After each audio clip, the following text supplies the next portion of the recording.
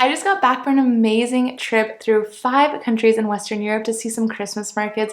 Last year I did a similar trip where I started in Belgium, then flew to Central Europe and saw Christmas markets in Vienna, Bratislava, and Budapest, which was equally as incredible, so make sure to subscribe to see all the European Christmas market content coming your way. This year we decided to buy a Eurail train pass, which for those of you who don't know what it is, it's an unlimited European train travel pass, and after doing it I can truly say it's the best way to travel around Europe. I can't believe I've never done it before, so make sure to subscribe because I'll have an entire video dedicated to the ultimate guide on buying and using this Eurail or Interrail pass. But anyways, back to the trip. We live in London, so we needed to pick a train journey from there to start the trip, so we decided to do Belgium again.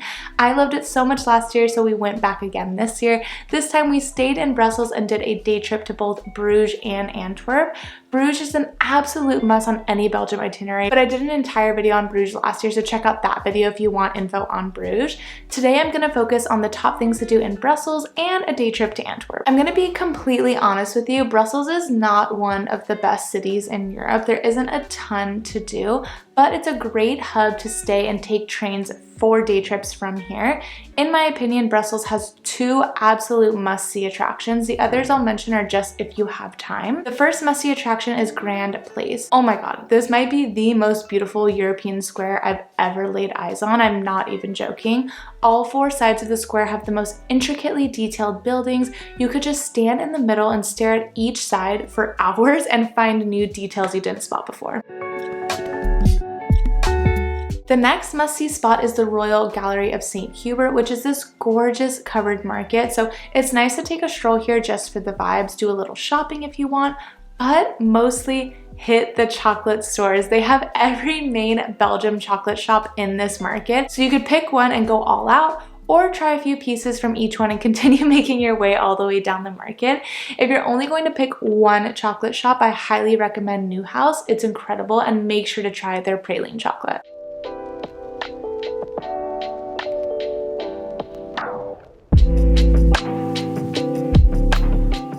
So in my personal opinion, this is how I would start your morning. See these 2 things in Brussels and then hop on a train to Antwerp for the afternoon, which is only 50 minutes away. But if you'd rather spread it out and do a full day in Brussels and a full day in Antwerp, you could spend the rest of the day in Brussels seeing the Mannequin Piss Fountain, which is this super famous statue of a baby angel peeing. I have no idea why it's so famous. Next, you could head to the Royal Palace of Brussels, which is the palace of the constitutional monarchy, open for tours during the summer. Then if you want to head outside of the old town, you could head up to the Atomium building. I've heard it's not worth paying to go inside though, just stare at it from the outside. And right next to that is a small theme park called Mini Europe, which essentially has miniature builds of every major European city, which you can walk around for 29 euros. So next is heading to Antwerp. Whether you're doing it just for the afternoon or decided to do the full day, you can head to any train station in Brussels, north, central, or south to get a train there. So just figure out what is closest to your hotel. One thing to note is that if you don't have the unlimited train pass I mentioned in the beginning of the video, I would not buy your Belgium train tickets on an app. I'd buy them directly at the train station. On Trainline, it showed Brussels to Antwerp as £10 one way, which is about 12 euros one way, so 24 euros round trip. But at the station, it was 10 euros round trip. So huge savings just by buying it at the train station. From Brussels Central Station to Antwerp Central Station, it took about 50 minutes. And the first thing to see when you arrive is the train station itself. This might be the most beautiful train station I've ever seen, and that's saying a lot because I've seen a lot of train stations in my lifetime, but this one is truly jaw-dropping. Right when you step off the train onto the platform, you'll see this gorgeous wall with columns, so much detail, and a clock.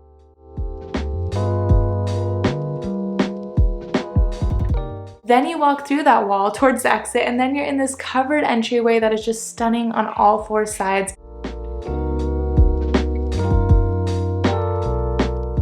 And then you go outside and the exterior is just as gorgeous. So take some time just to admire both the interior and the exterior of this station. Trust me, it's worth it. From here, you can walk about 15 to 20 minutes to the old town. I'd walk along Meer Street, which is the main shopping street. It's so clean. The buildings are so pretty. And of course, if you want to do some shopping, this would be the best place to do it.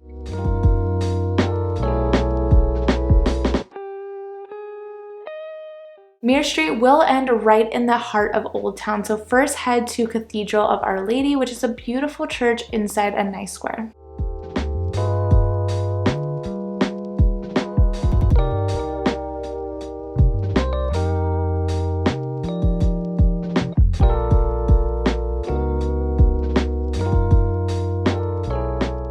Then from here, you'll head to Grote Market, which is the main square of the Old Town. It's so gorgeous with a stunning massive building on one side, your iconic Belgian tall skinny buildings next to each other on the other side, and then a turquoise fountain in the middle.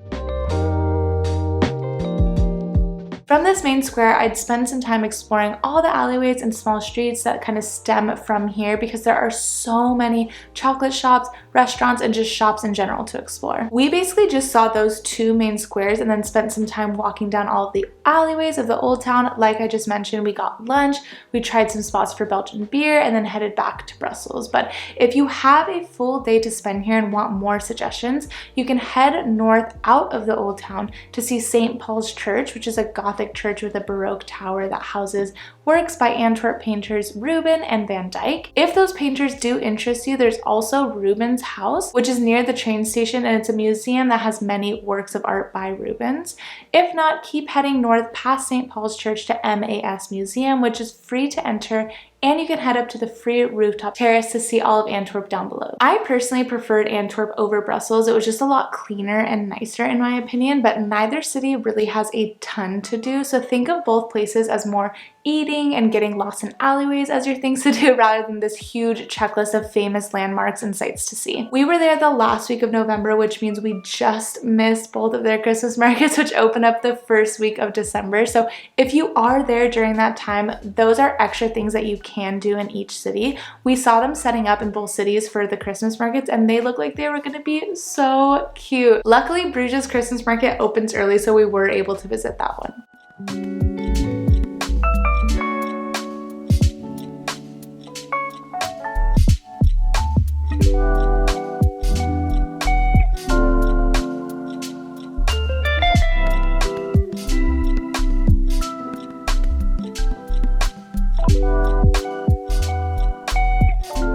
From Belgium, we headed to Germany on the train to check out some German Christmas markets, so make sure you subscribe so you don't miss out on those videos. For now, let's check out my Belgium 3-day itinerary for more info on Bruges and Ghent to complete your trip to Belgium.